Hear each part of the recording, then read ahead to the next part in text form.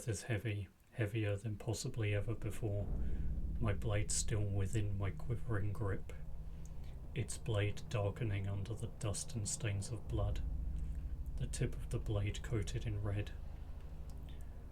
I stand amongst an arena of corpses, warriors who I once stood alongside, and now I am the last of this force. My eyes drifting onto their corpses, their tunics stained and faces muddied, victims of a shadow that haunts so many of us throughout the world. The weight to move a single pace, its feeling that of trying to push through a city gate with nothing but your strength. I walk forward, no destination in mind, allowing my faith to be the only guide, my shield long since lost from my grip. Through shame or battle, my memory fails to recall. Guiding my eyes to a distant, smouldering shadow in the distance, the village, the slaughter, that was the last straw. A mocking joke by the shadow that haunts us all and corrupts so many.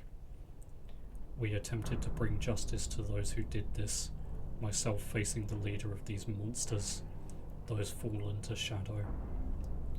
It is his blood that now stains my blade.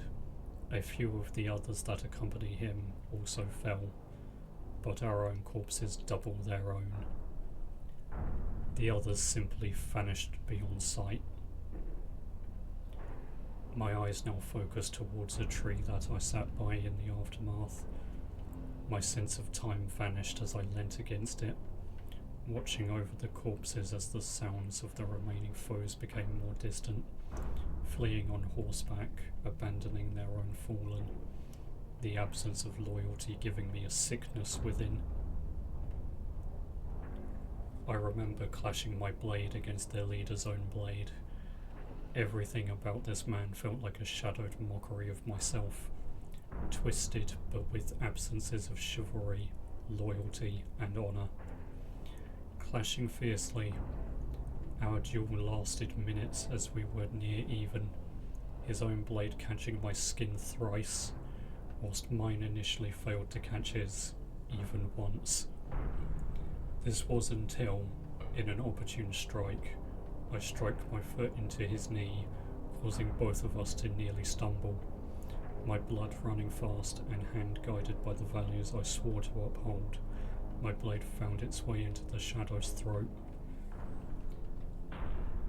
I recall my eyes, resolute at this moment, watching the shadow's body collapse to the ground, the eyes peering at me briefly, a mocking tear forming but never leaving his eye as the life within fled. The echoes of footsteps haunting my ears. I recall that it was just the night before. I and two others had gathered the rest of our group, those who still spoke against the shadow's corruption, understanding what they had been conducting, what we had been reluctantly present for. We would never be able to shed that shameful wound. Driven by their greed, under the guise of serving our faith, these warriors who still wore the garbs of our order raced ahead, the sounds of their horses disappearing to another raid rapidly alerting us. When the first sounds of horses reached our ears, I recall the tent falling silent. Not a word was uttered, as long as we still heard voices in the camp, but as soon as we knew that they had departed, we reacted. The original gatherers, including myself, instructing for those with us to gather their weapons and horses before racing out, knowing that if we were to make a stand, if we were to try and save the innocents, then every minute counted. My memory fails to recollect how long the chase drew out. I remember that my nerves thumped at my heart at every gallop of my horse. I had not counted our total number, but at most it may have been as high as 34, or as low as perhaps 22.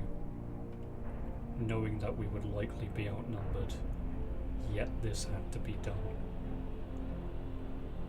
Upon my recollection, I now find my eyes locking onto the site of the village below, my eyes wanting to let free some of the tears, but my exhaustion prevented it.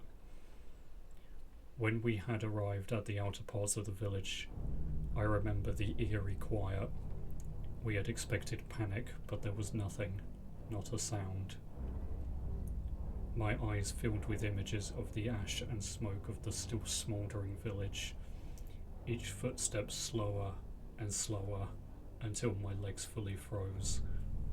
Scouring from one side to the other, the images faded back to both the bodies and the fighting between the two forces of white-cladded, helmed knights. Between everything, I remember the sounds, the haunting echoes that still withheld in the memories of the walls.